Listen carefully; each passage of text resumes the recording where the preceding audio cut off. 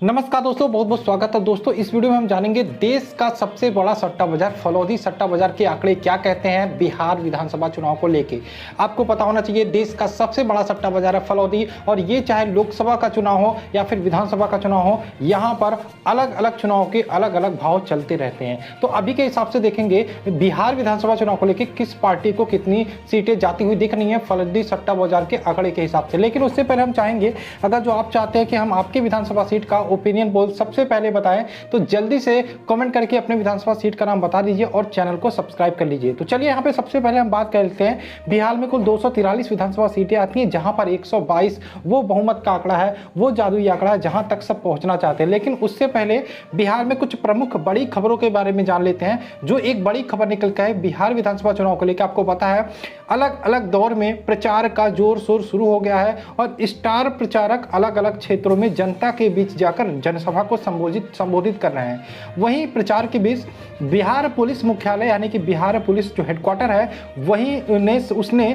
सभी जिलों को अलर्ट जारी किया है कि जो नरेंद्र मोदी यानी कि प्रधानमंत्री नरेंद्र मोदी की रैली है और योगी आदित्यनाथ की रैली है और तेजस्वी यादव की जो रैली है, उस पर आतंकी खतरा मंडरा रहा है। कहीं ना कहीं से सोर्सों से या फिर गुप्त सूचनाओं से यह खबर मिली है बिहार पुलिस हेडक्वार्टर को, और इस पर सारे जिलों में जो सुरक्षा है उसको कड़ी कर दी गई है। वहीं एक और बड़ी खबर निकल के आ रही है। आज प्रतिपक्ष नेता तेजस्वी यादव ने शनिवार को कहा कि नीतीश कुमार के शासनकाल में जो 15 साल बीते उसमें 60 से ज़्यादा घोटाले हुए हैं और इन सभी घोटालों का पैसा जो है वो जनता का है और कहीं ना कहीं वो अपने पक्ष में वोट मांगना चाह रहे हैं। वहीं बात करें, एक और बड़ी खबर ये निकल के आ रही है। जो बीजेपी के प्रदेश अध्यक्ष हैं डॉक्टर संजय जायसवाल, उन्होंने चिराग पासवान को लेकर कहा कि बीजेपी एलजेपी पार्टी को हल्के में ले रही है। कहीं ना कहीं जो उनका कहना है कि बिहार में वर्तमान जो स्थिति है उसमें एलजेपी ने कहा था कि वो जेडीयू के खिलाफ उम्मीदवार उतारने वाली है, हालांकि बीजेपी के खिलाफ नहीं।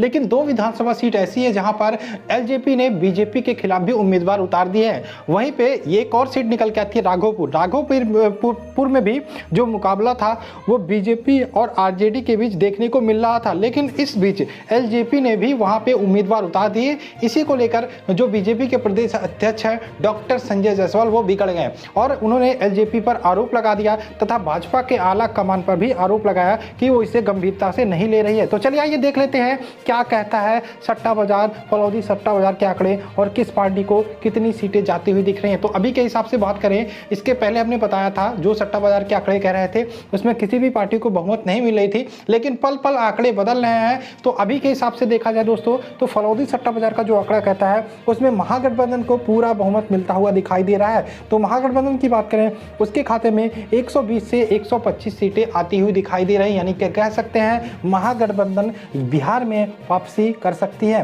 वहीं पे एनडीए के बारे में बात करें तो एनडीए के खाते में 100 से 105 सीटें आती हुई नजर आ रही हैं। वहीं एलजेपी, जिसके बारे में ये अंदाजा लगाया जा रहा था कि वो अच्छी खासी सीटें निकाल सकती है, एलजेपी सिर्फ 8 से 10 सीटों पर सिमट जा रही है। वहीं अदर्स के खाते में यहाँ पे 7 से 8 सीटें आती हुई दिखाई दे रही है, यानी कि कह सकते हैं जो फलौदी सट्टा बाजार का आंकड़ा है उसके हिसाब से भी बिहार में महागठबंधन की सरकार बन सकती है। बने रहिए दोस्तों बिहार चुनाव की पल पल के अपडेट के लिए।